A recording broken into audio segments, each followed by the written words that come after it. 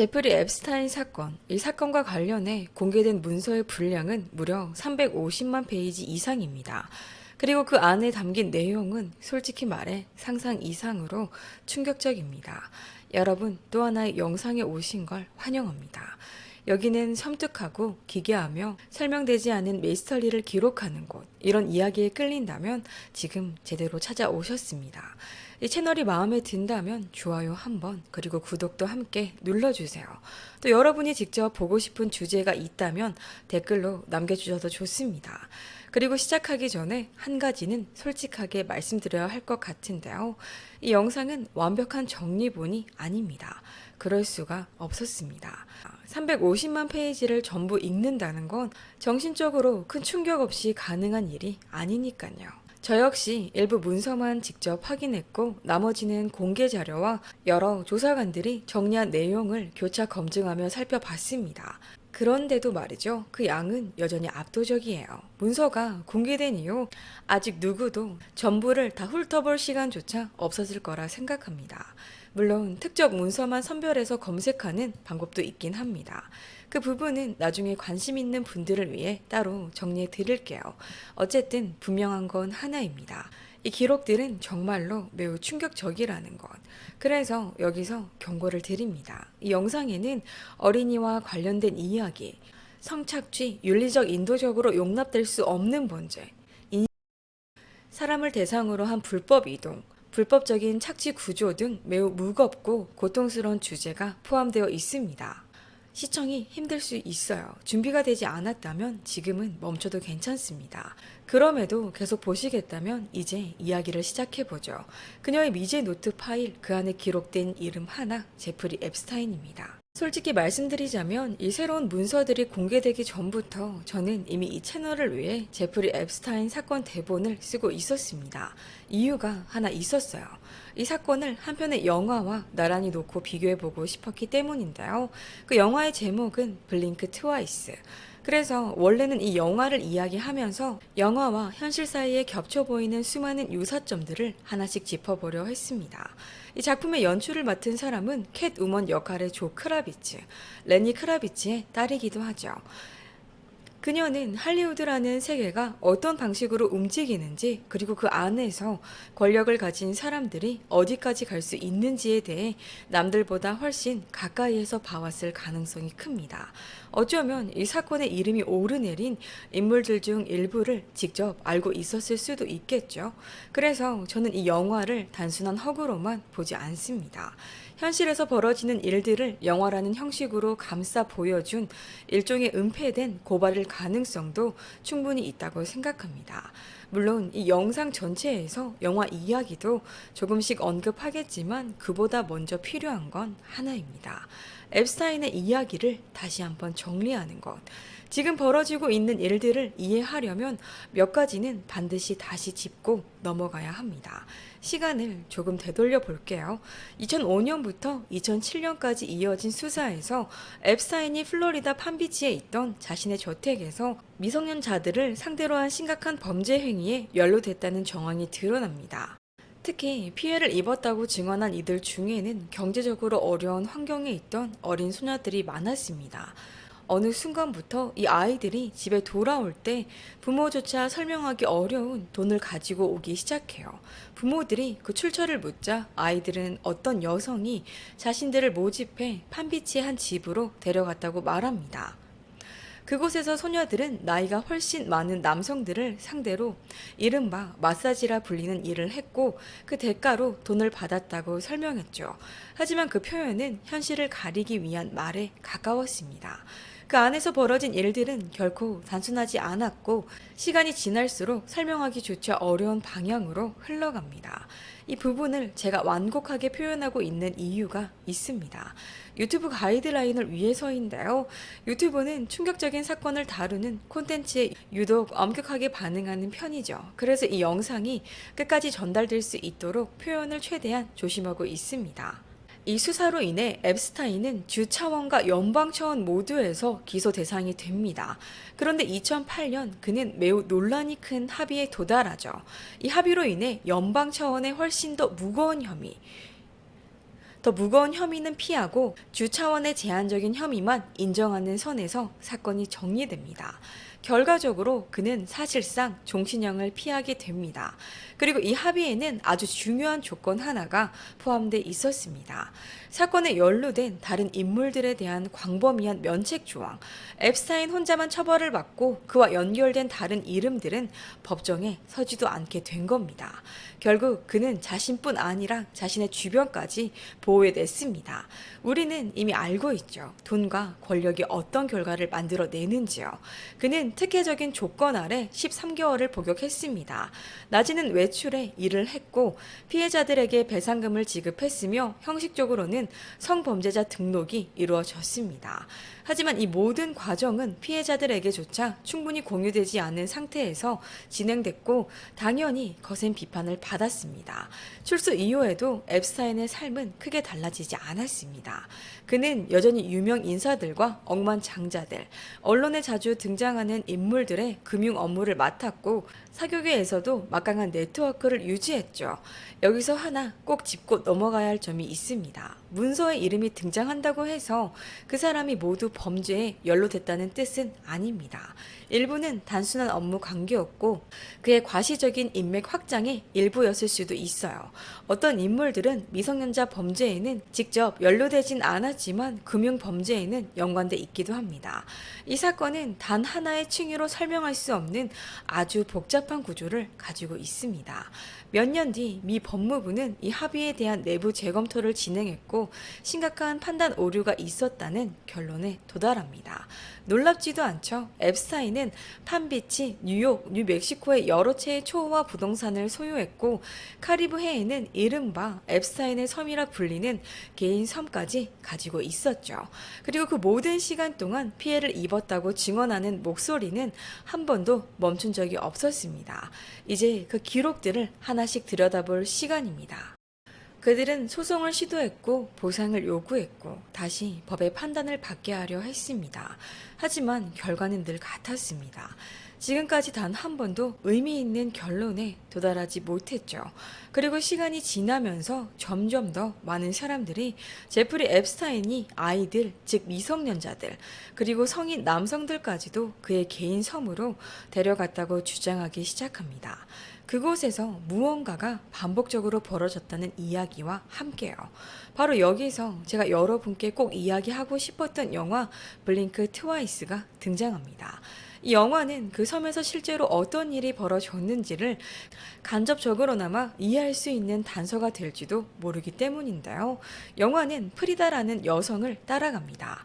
그녀는 가장 친한 친구 제스와 함께 살고 있고 어느 날 거대한 재벌이자 억만장자를 만나게 되죠. 그의 이름은 슬레이터 킹. 우리는 곧 그가 과거의 행동에 대해 공개적으로 사과하는 영상을 보게 됩니다.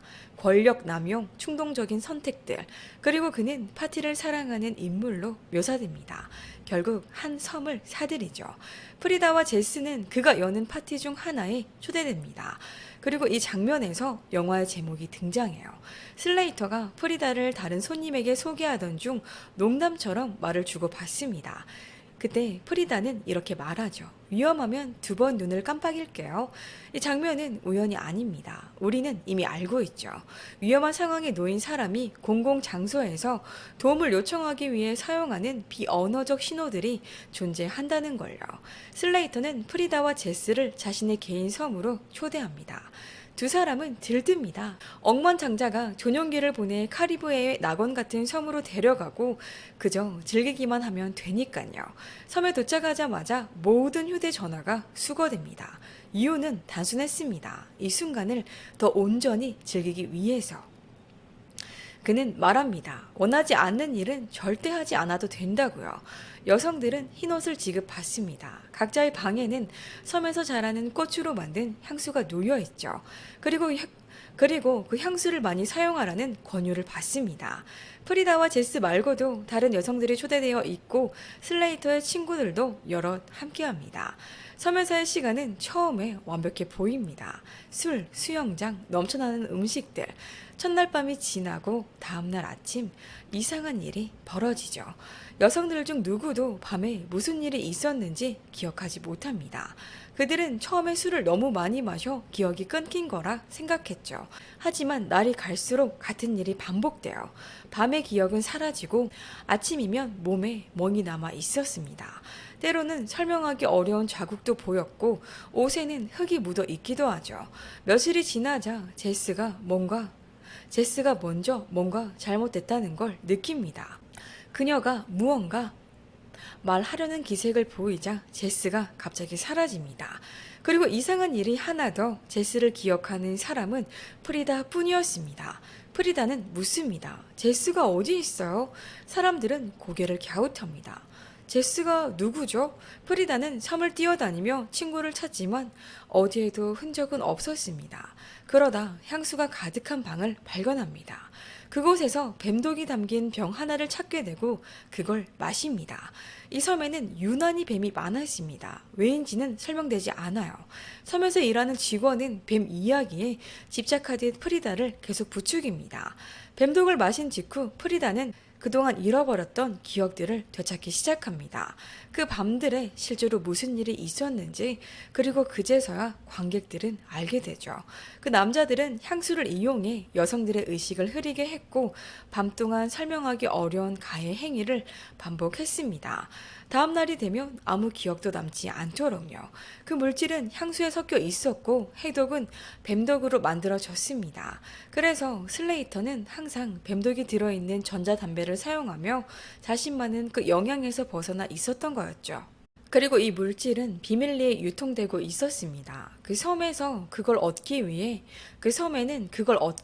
일부러 찾아오는 거물들도 있었어요. 이 이야기가 공개되자 많은 사람들이 이 설정을 앱스타인 사건과 연결하기 시작합니다. 정말 놀라울 정도로 닮아있지 않나요? 앱스타인은 정치인, 유명 인사들이 모이는 대규모 파티를 자신의 섬에서 열기로 유명했죠. 술이 넘쳐났고 여성들이 있었으며 그중 다수는 미성년자였습니다. 공개된 문서에는 15에서 16 정도의 청소년뿐 아니라 9세 아이에 대한 언급까지 등장합니다. 앱스타인은 사람들과 관계를 맺을 때 대가를 제공했습니다. 재정적 지원, 그리고 그가 누리던 화려한 세계에 대한 접근. 할리우드에는 그런 삶을 동경하는 사람들이 적지 않겠죠. 그의 원 안에 들어간다는 것 자체가 엄청난 특권이었을 테니까요. 앱스타인은 카리스마가 있고 지적인 인물로 자주 묘사됐습니다.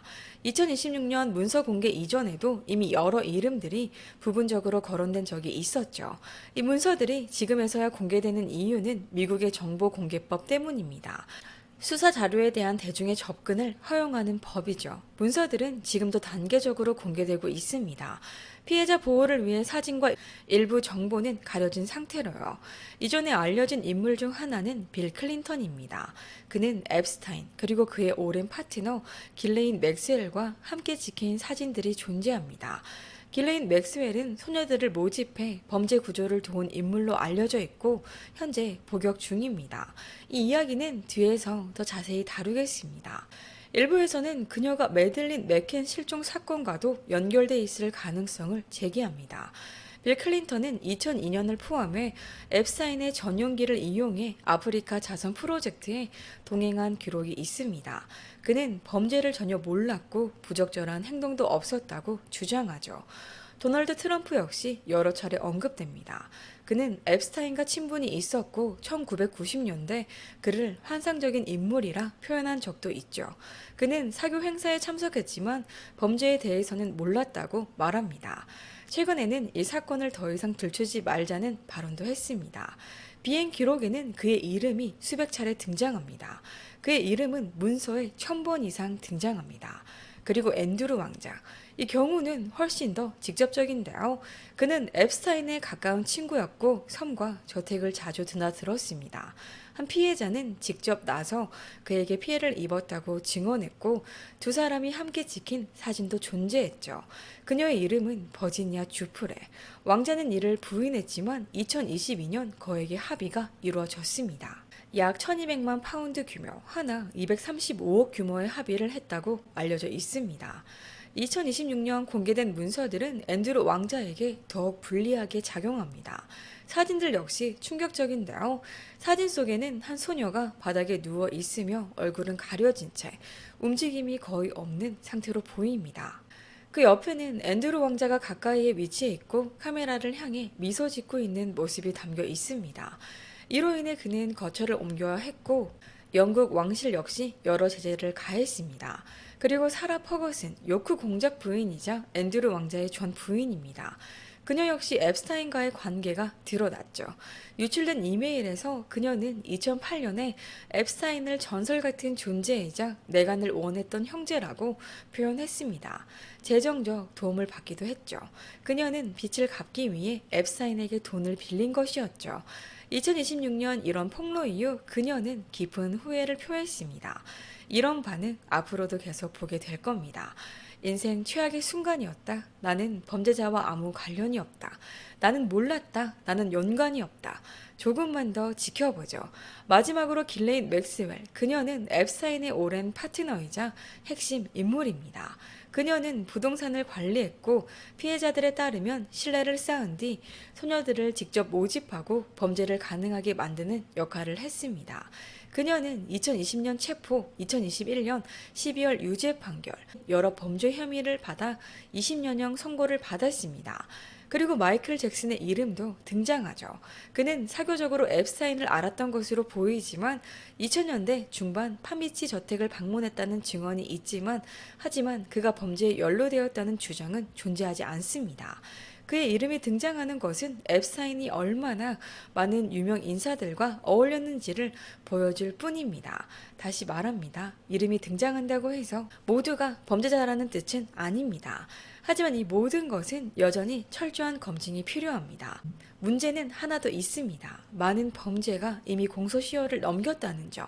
솔직히 말해 저는 이 사건이 아무런 결과도 낳지 못할 가능성이 크다고 생각합니다. 잠깐 시끄러울 뿐 결국 아무도 처벌받지 않을지도 모릅니다. 너무 슬픈 일이죠. 그들은 너무 부유하고 너무 많은 침묵을 돈으로 살 수 있기 때문입니다. 우리는 그저 세상이 얼마나 썩어 있는지 다시 한번 확인하게 될지도 모르죠. 그리고 2026년 빌 게이츠 역시 여러 문서에서 자주 언급됩니다. 그는 2011년 이전까지 앱스타인과 여러 차례 만남을 가졌습니다. 빌 게이츠는 자선 프로젝트를 위해 재정적 지원을 구했다는 말도 나옵니다. 그런데 여기서부터 이야기가 묘하게 뒤틀리기 시작합니다. 빌 게이츠가 전처와 함께 있던 시절 전처는 이미 앱스타인에 대한 불편함을 드러낸 적이 있었다고 알려져 있습니다. 좋아하지 않는다 그 정도가 아니라 아예 가까이 하고 싶지 않았다는 뉘앙스였죠. 그리고 두 사람이 이혼한 뒤 그녀는 인터뷰에서 그를 두고 악랄했다는 표현까지 썼고 좋지 않은 에너지를 느꼈다는 말도 남겼습니다. 무엇보다 눈에 띄는 건 이 부분이에요. 빌 게이츠가 앱스타인과 연락을 이어가고 친분을 유지했던 일이 결혼이 끝나는데 영향을 줬다는 취지의 발언. 여기까지는 그럴 수도 있다고 생각할 수 있습니다. 그런데 그 다음부터는 점점 더 이야기가 거칠어져요. 새로 공개됐다는 자료들 가운데 항생제를 대신 구해달라는 내용의 이메일이 있었다는 주장까지 등장하죠. 그 이유가 매우 민감한 건강 문제, 성 관련된 병에 관련돼 있고 배우자에게 들키고 싶지 않았다는 취지라는 설명도 따라붙죠. 이런 얘기들이 퍼진 뒤 빌 게이츠는 최근 인터뷰에서 자신은 범죄는 몰랐고 관련도 없으며 그 친분을 후회한다고 말한 것으로 전해집니다. 그리고 전처도 비슷한 질문을 받았습니다. 새 문서들에 대해 어떻게 생각하냐고요. 그녀의 반응은 냉정합니다. 나는 더 이상 거기에 연루되어 있지 않아 행복하다. 답해야 하는 사람은 빌 게이츠 그 자신이다. 그 우정은 나를 늘 불편하게 했다. 딱 그 정도 선에서 선을 긋습니다. 또 한 명 원문에서는 일론 머스크로 표기돼 있는데 어쨌든 그 역시 이름이 거론됩니다. 그는 과거에 몇 차례 그 섬에 간 적 없다, 관여하지 않는다는 취지로 SNS에서 말해왔다고 알려져 있습니다. 하지만 일부 이메일은 다른 그림을 암시하죠. 2012년 무렵 이메일 가운데는 그가 앱스타인과 만남을 잡으려 했다는 정황이 있고 심지어 섬으로의 초대 얘기까지 오갑니다. 앱스타인이 헬리콥터로 몇 명을 데려올 거냐고 묻고 머스크는 그 섬에서 가장 미친 파티가 열리는 밤이 언제냐고 농담처럼 되묻는 대화가 있었다는 거죠. 두 사람이 자주 직접 만났다는 확실한 증거가 충분한지는 별개로 적어도 서로 소통한 흔적이 적이 있다는 주장이 나옵니다. 그리고 시간이 흘러 2018년 몇몇 탐사 보도들이 이 사건을 다시 조명하면서 새로운 증언들이 다시 수면 위로 올라옵니다. 여론의 압박이 커졌고 일부 검사들은 뉴욕에서 수사를 재개하기로 결정하죠. 2019년 7월 6일 앱스타인은 뉴저지에서 자신의 전용기가 착륙하자마자 체포됩니다. 이후 그는 미성년 관련 성범죄 및 공모 혐의로 기소됐고 FBI 요원들은 맨해튼 저택을 다시 수색합니다. 그 과정에서 민감한 사진, 소녀들의 사진들이 보관된 금고, CD, 그리고 여러 단서가 발견됐다는 보도가 이어져요. 유출 문서에는 그 사진들 일부에 대한 언급도 포함되어 있습니다. 대부분 가려져 있지만 무엇을 의미하는지 간접적으로 짐작하게 하는 대목들이 남아있죠. 그리고 어떤 사진들은 굳이 많은 게 보이지 않아도 너무 어린아이의 것이라는 걸 알아차리게 만들기도 합니다. 여기서부터는 정말 마음이 단단해야 합니다. 또 하나 충격적이라고 전해지는 영상에 대한 이야기도 나옵니다. 부엌 조리대 위로 올라가 주변을 뛰어다니는 소녀들을 쫓아다니며 붙잡으려 하는 장면입니다. 여러분, 이런 기록을 마주하는 건 이해의 문제가 아니라 버티는 문제에 더 가깝습니다. 이 체포 국면에서 앱스타인은 보석을 받지 못합니다. 판사는 도주 위험 그리고 지역사회에 대한 위험을 이유로 들었다고 하죠. 그런데 체포된 지 한 달 2019년 8월 그는 깜빵 안에서 사망한 채로 발견됩니다. 그리고 여기서부터 의문이 폭발하죠. 왜냐하면 그가 수사에 협조하며 사건의 내용에 대해 말하려 했다는 정황이 있었다는 이야기들이 계속 돌았기 때문인데요. 사람들은 이렇게 생각하게 됩니다. 그가 입을 열면 연루될 이름이 너무 많아지는 거 아니야? 그래서 누군가가 막은 걸까? 게다가 그는 스스로 생을 달리했다고 알려진 그날 밤의 정황 자체가 너무 수상하다는 지적도 이어졌죠. 그는 깜빵 안에서 의식을 잃은 상태로 발견됐습니다. 감시가 필요했던 상태였다는 주장, 순찰이 제대로 이루어지지 않았다는 인정, 일부 구간의 카메라 문제, 이런 요소들이 겹치면서 사람들은 타살 가능성을 강하게 의심합니다. 제 의견을 말하자면 두 가설 모두 가능성은 남아 있는데요. 그가 말하고자 하던 내용이 엄청난 파장을 일으킬 거라 느꼈을 수도 있고 혹은 누군가가 먼저 움직였을 수도 있습니다. 어쨌든 두 개의 이론이 공존하게 됩니다.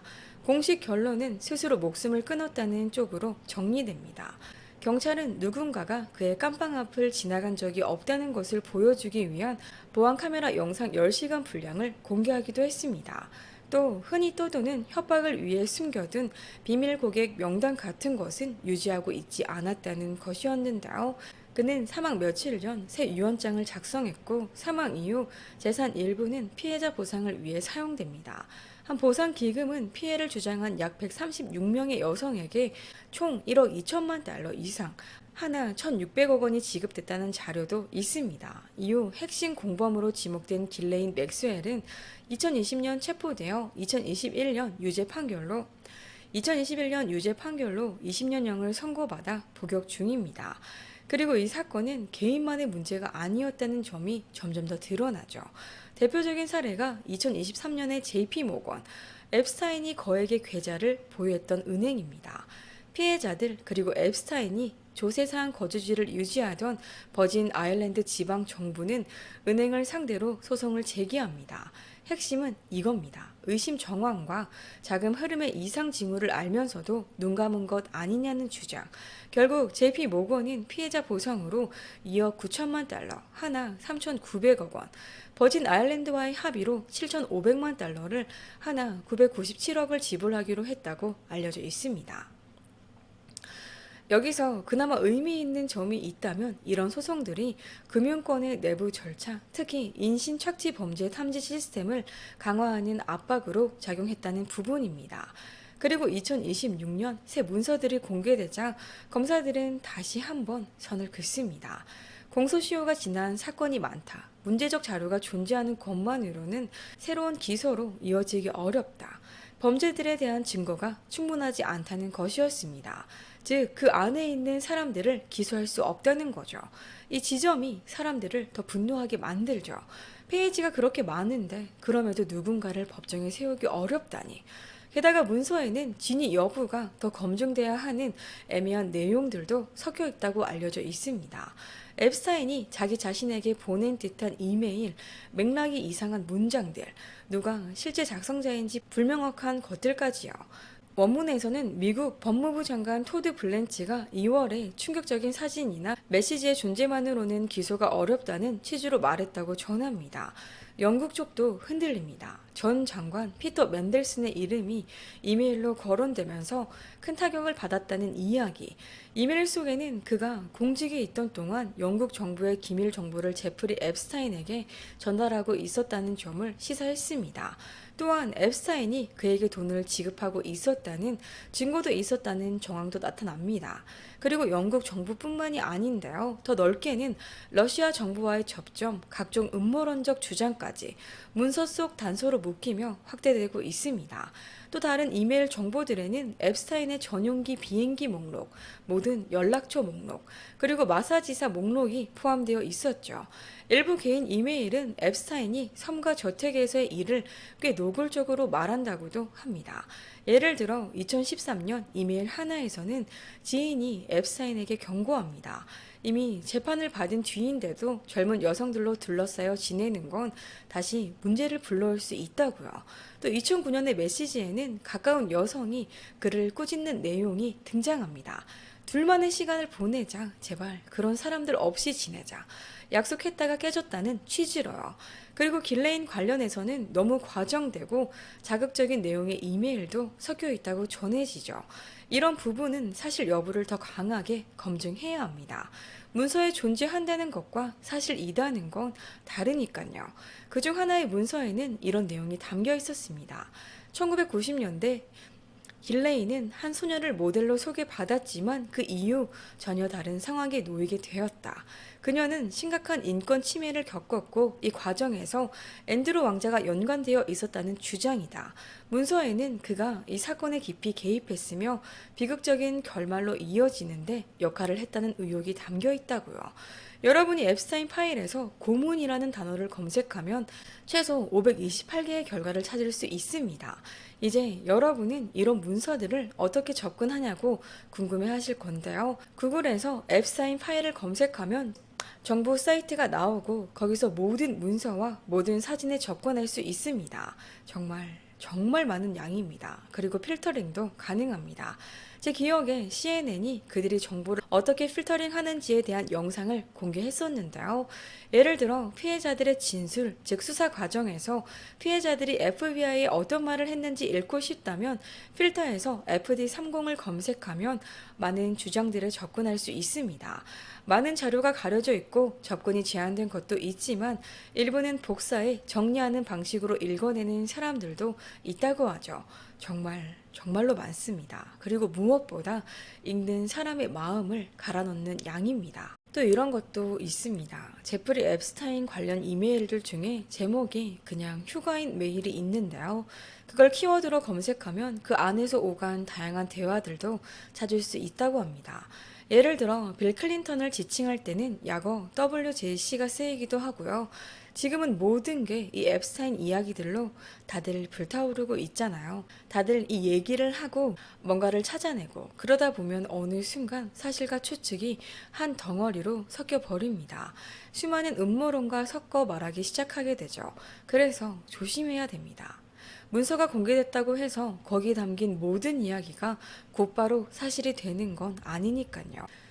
그럼에도 불구하고 불행하게도 그냥 음모론일 뿐이라고 생각했던 말들 중 일부가 완전히 허무맹랑한 얘기만은 아니었을 수도 있겠다는 느낌. 그게 사람들을 더 흔들어 놓는 것 같습니다. 예를 들어 지금도 많이 도는 이야기 중 하나가 매들린 맥켄 사건과 관련된 주장입니다. 그녀의 부모가 딸을 어떤 범죄 구조에 넘기기 위해 꾸민 일이라는 식의 말까지 나오죠. 저는 여기서 선을 분명히 긋겠습니다. 이런 얘기들 제가 사실로 단정할 수 없습니다. 특히 요즘은 AI 때문에 사진 하나, 영상 하나도 진짜인지 가짜인지 구분이 너무 어려워졌잖아요.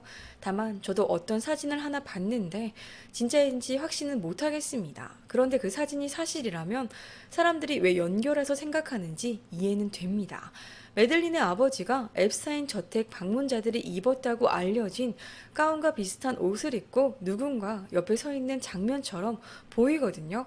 게다가 메들린 실종 후 며칠 뒤쯤 만들어졌다고 추정되는 여성 인상착의 몽타주가 있는데 그게 길레인과 닮았다는 주장도 있습니다. 그래서 연결고리가 있는 거 아니냐는 말이 퍼진 거고요. 그리고 포르투갈의 카사피아 관련 사건도 언급됩니다. 문서 속에는 포르투갈에서 있었던 아동 대상 범죄 조직과 앱스타인이 연관됐을 가능성을 조사해 달라는 신고성 이메일이 포함됐다는 얘기가 나오죠. 2019년에 보내진 이메일 하나의 제목은 제프리 앱스타인이라고 하고 내용에서는 넷플릭스의 메들린 맥켄 실종 다큐를 언급합니다. 아마 본 분들도 있을 겁니다. 그 신고 텍스트에 따르면 그 다큐에서 포르투갈의 한 고아원에서 벌어졌던 의혹이 다시 언급되고 또 사설 전용기를 타고 포르투갈로 날아오던 미국에 부유한 사람들의 존재가 언급된다고 합니다. 작성자는 이런 취지로 적었습니다. 시즌 1 에피소드 3에서 기자들이 몇 년 전에 포르투갈 고아원에서 일어났던 아동 관련 범죄를 상기시킨다고요.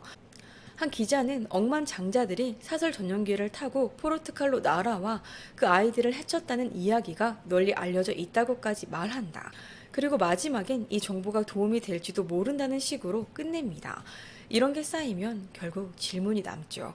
메들린 사건이 아직도 풀리지 않은 이유가 어떤 억만장자들이 연루된 거대한 조직과 연결돼 있기 때문일까? 하지만 이 질문이 커질수록 우리는 더 냉정해야 합니다. 연결이 가능해 보인다와 실제로 연결돼 있다는 전혀 다른 얘기니까요.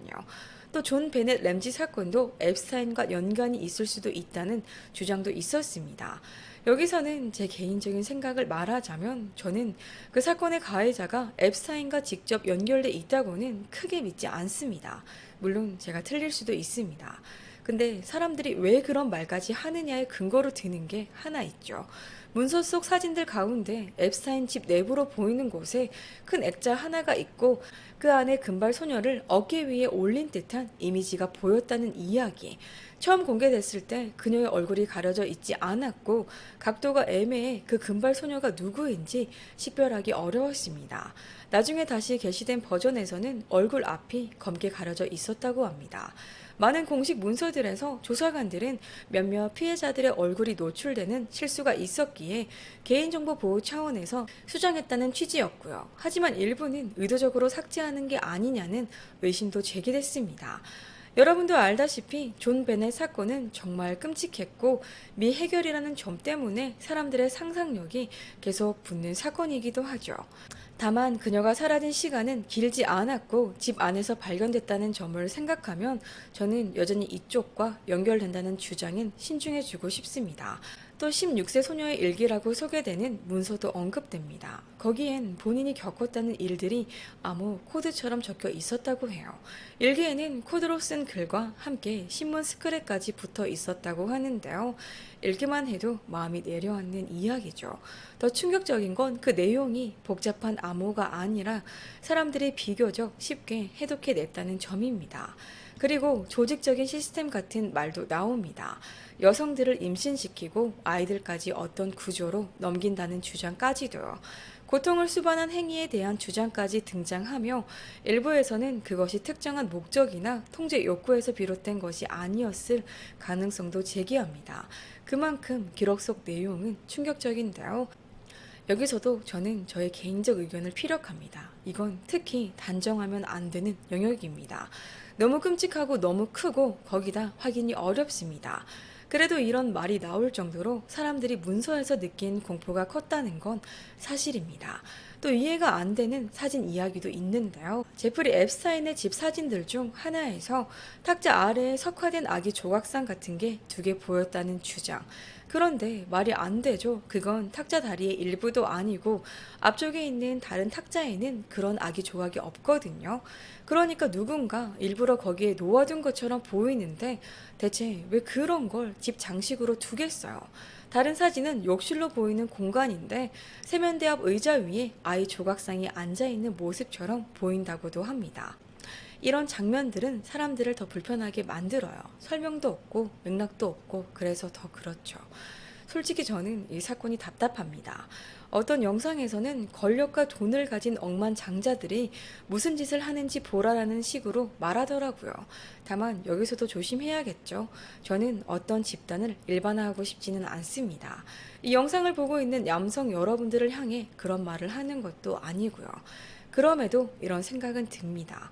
세상엔 돈도 권력도 다 가진 사람이 결국 선택하는 게 약한 사람을 이용하고 망가뜨리는 게 일이라면 그게 인간의 바닥 같아서요. 어떤 순간에는 정말 허무해집니다. 이 세상은 어디까지 무너진 걸까? 그런 생각이 머리를 치고 올라옵니다. 저도 가끔은 차라리 몰랐으면 좋겠다고 느낍니다. 세상은 아름다워. 이런 세상은 마냥 아름답기만 해. 이런 건 영화 속 이야기일 뿐이야. 그렇게 믿고 살고 싶었을 때도 있었거든요. 제가 확인한 범위 안에서라도 기본적인 업데이트를 드리고 싶었습니다. 제가 할 수 있는 선에서 최대한 정리해 가져왔습니다. 그리고 여러분 생각이 궁금합니다.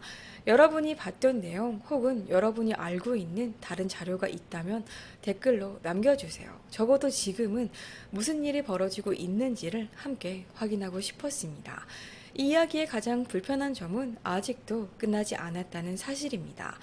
이름은 공개됐고 문서는 나왔고 사진과 이메일 기록들은 우리 앞에 놓여 있습니다. 하지만 그 다음은요. 책임지는 사람은 거의 없고 확실한 결론은 여전히 흐릿합니다. 어쩌면 우리는 진실의 전부를 보게 되는 게 아니라 허락된 만큼만 보고 있는 걸지도 모르죠. 이 사건은 단지 한 사람의 타락이나 괴물 같은 범죄 이야기로 끝나지 않습니다. 권력, 돈, 침묵, 그리고 너무 오랫동안 보지 않으려 했던 구조에 대한 이야기입니다. 그래서 더 답답하고 그래서 더 무겁습니다. 이제 남는 건 질문뿐입니다. 누가 알고 있었고 누가 침묵했고 누가 보호받았는가. 그리고 우리는 이 기록들을 보고도 다시 아무 일 없었다는 뜻 다음 이야기로 넘어가도 되는 걸까요? 그녀의 미제 노트 파일 오늘은 여기까지입니다. 이건 끝이 아니라 아직 닫히지 않은 기록입니다.